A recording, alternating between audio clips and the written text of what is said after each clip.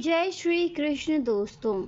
आज हम आपके लिए चक्रवर्ती राजा दिलीप की गौ भक्ति की कथा लेकर प्रस्तुत हैं। शास्त्रों में राजा को भगवान की विभूति माना गया है। साधारण व्यक्ति से श्रेष्ठ राजा को माना जाता है। राजाओं में भी श्रेष्ठ सप्तद्वीपवती पृथ्वी के चक्रवर्ती सम्राट को और अधिक श्रेष्ठ माना गया है। ऐसे ही पृथ्वी के एक छत्र सम्राट सूर्यवंशी राजर्षि दिलीप एक महान गौ भक्त हुए। महाराज दिलीप और देवराज इंद्र में मित्रता थी।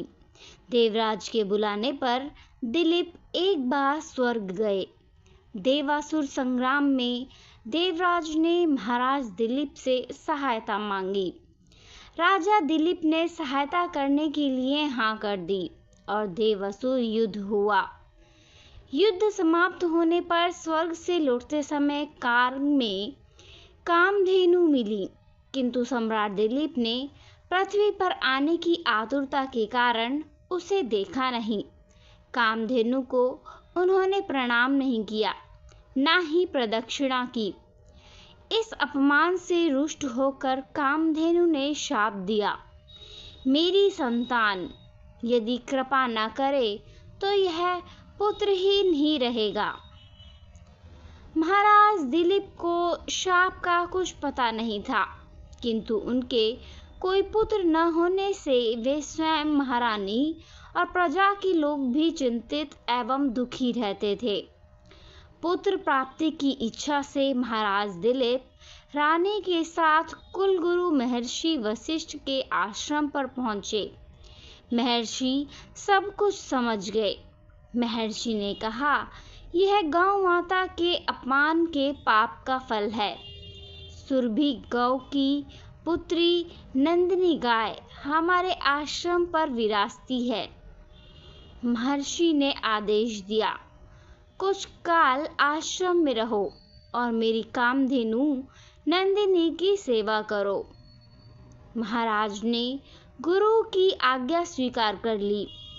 महारानी सुदक्षिणा प्रातः काल उस गौ माता की भली भांति पूजा करती थी। आरती उतारकर नंदिनी को पति के संरक्षण में वन में चरने के लिए विदा करती। सम्राट दिन भर छाया की भांति उसका अनुगमन करते, उसके ठहरने पर ठहरते, चलने पर चलते, बैठने पर बैठते और जल पीने पर जल पीते। संध्या काल में जब सम्राट के आगे आगे संध्या प्रसूता बाल वत्सा नंदिनी आश्रम को लौटती, तो महारानी देवी सुदक्षिणा हाथ में अक्षत पात्र लेकर उसकी प्रदक्षिणा करके उन्हें प्रणाम करती और अक्षतादि से पुत्र प्राप्ति स्वरूप अभीष्ट सिद्धि देने वाली उस नंदिनी का विधिवत पूजन करती। अपने बर्थडे को यथेच्छ पान कराने के लिए बाद दूध ली जाने पर नंदिनी की रात्रि में दंपति पुनः परिचर्या करते। अपने हाथों से कोमल हरित पुष्प कवल खिलाकर उसकी परितृप्ति करते और उसके विश्राम करने पर शयन करते। इस तरह उसकी परिचर्या करते 21 दिन बीत गए। एक दिन वन में नंदिनी का अनुराग करते महाराज दिलीप की दृष्टि क्षण भर अरण्य की प्राकृतिक सुंदरता में अटक गई कि तभी उन्हें नंदिनी का आर्तनाद सुनाई दिया। वह एक भयानक सिंह के पंजों में फंसी छटपटा रही थी। उन्होंने आक्रामक सिंह को मारने के लिए अपने तरकश से तीर निकालना चाहा, किंतु उनका हाथ जड़वत निश्चेष्ट होकर वहीं अटक गया। वे चित्रलिखे से खड़े रह गए और भीतर ही भीतर छटपटाने लगे।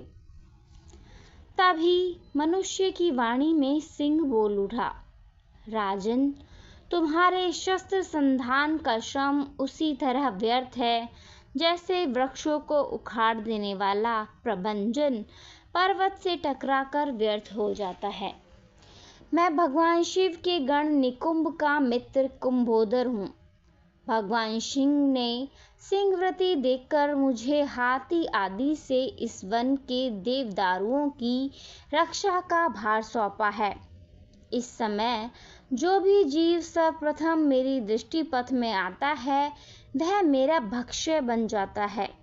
इस गाय ने इस संरक्षित वन में प्रवेश करने की अनधिकार चेष्टा की है और मेरे भोजन की वेला में यह मेरे सम्मुख आई है, अतः मैं इसे खाकर अपनी क्षुधा शांत करूंगा। तुम लज्जा और ग्लानि छोड़कर वापस लौट जाओ। किंतु परदूत खातर दिलीप भय और व्यथा से छटपटाती नेत्रों से अविरल अश्रुधारा बहाती नंदिनी को देखकर और उस संध्या काल में अपनी माँ की उत्कंठा से प्रतीक्षा करने वाले उस दूध मुँहे बछड़े का संस्मरण कर करुणा विगलित हो उठे। नंदिनी का मातृत्व उन्हें अपने जीवन से कहीं अधिक मूल्यवान जान पड़ा और उन्होंने सिंह से प्रार्थना की कि वह उनके शरीर को खाकर अपनी भूख मिटा ले और बाल वत्सा नंदिनी को छोड़ दे। सिंह ने राजा के इस अद्भुत प्रस्ताव का उपहास करते हुए कहा, राजन, तुम चक्रवर्ती सम्राट हो, गुरु को नंदिनी के बदले करोड़ों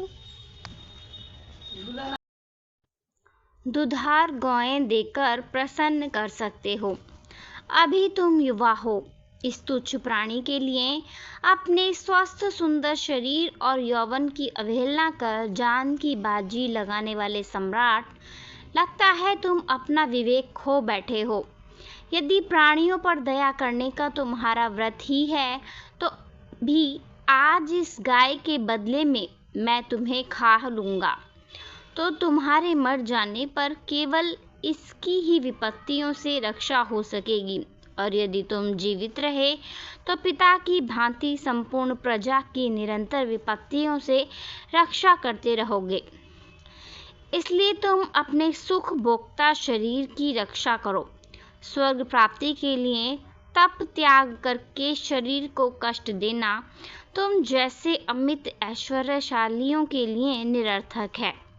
स्वर्ग, अरे वह तो इसी पृथ्वी पर है जिसे सांसारिक वैभव विलास के समग्र साधन उपलब्ध हैं। वह समझो कि स्वर्ग में ही रह रहा है। स्वर्ग का काल्पनिक आकर्षण तो मात्र विपन्नों के लिए ही है, संपन्नों के लिए नहीं। इस तरह से सिंह ने राजा को भ्रमित करने का प्रयत्न किया। भगवान शंकर के अनुचर सिंह की बात सुनकर अत्यंत दयालु महाराज दिलीप ने उनके द्वारा आक्रांत नंदिनी को देखा, जो अश्रुपूरित कातर नेत्रों से उनकी ओर देखती हुई प्राण रक्षा की याचना कर रही थी। राजा ने क्षत्रियत्व के महत्व को प्रतिपादित करते हुए उत्तर दिया, नहीं सिंह नहीं, मैं गौ माता को तुम्हारा भक्ष्य बनाकर नहीं लौट सकता। मैं अपने क्षत्रियत्व को क्यों कलंकित करूं?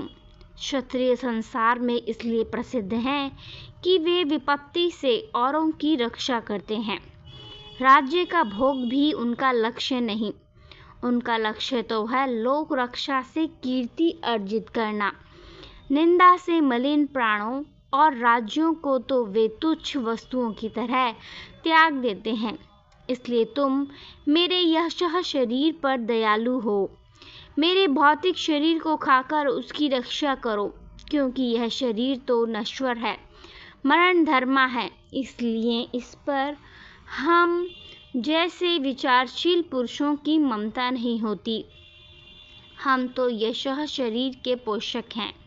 यह मांस का शरीर न भी रहे, परंतु गौरक्षा से मेरा यशः शरीर सुरक्षित रहेगा। संसार यही कहेगा कि गौ माता की रक्षा के लिए एक सूर्यवंश के राजा ने प्राण की आहुति दे दी। एक चक्रवर्ती सम्राट ने प्राणों से भी अधिक मूल्यवान एक गाय है। सिंह ने कहा, अगर आप अपना शरीर मेरा आहार बनना ही देना चाहते हैं तो ठीक है। सिंह की स्वीकृति दे देने पर राजा श्री दिलीप ने शास्त्रों को फेंक दिया और उसके आगे अपना शरीर मांसपिंड की तरह खाने के लिए डाल दिया और वे जाके सिर झुकाए आक्रमण की प्रतीक्षा करने लगे। तभी आकाश से विद्याधर उन पर पुष्पवृष्टि करने लगे। उत्तिष्ठ वत्से त्यम्रताय मानम वचः निशम्य। नंदिनी ने कहा, हे पुत्र उठो। यह मधुर दिव्यवाणी सुनकर महाराज को आश्चर्य हुआ। उन्होंने वात्सलमयी जननी की तरह अपने स्तनों से दूध बहाती हुई नंदिनी गौ को देखा, किंतु सिंह दिखलाई नहीं दिया। आश्चर्यचकित दिलीप ने नंदिनी ने कहा, हे सत्य पुरुष, तुम्हारी परीक्षा लेने के लिए ही मैंने माया स्वसिंह की सृष्टि की थी। महर्षि वशिष्ठ के प्रभाव से यमराज भी मुझ पर प्रहार नहीं कर सकते, तो अन्य हिंसक सिंहादि की क्या शक्ति है। मैं तुम्हारी गुरु भक्ति से और मेरे प्रति प्रदर्शित दया भाव से अत्यंत प्रसन्न हूँ। वर मांगो। तुम मुझे दूध देने वाली मामूली गाय मत समझो, अपितु संपूर्ण कामनाएं पूर्ण करने वाली कामधेनु जानो। राजा ने दोनों हाथ जोड़कर वंश चलाने वाले अनंत कीर्ति पुत्र की याचना की। नंदिनी ने तथास्तु कहा। उन्होंने कहा, राजन, मैं आपकी गौ भक्ति से अत्यधिक प्रसन्न हूँ।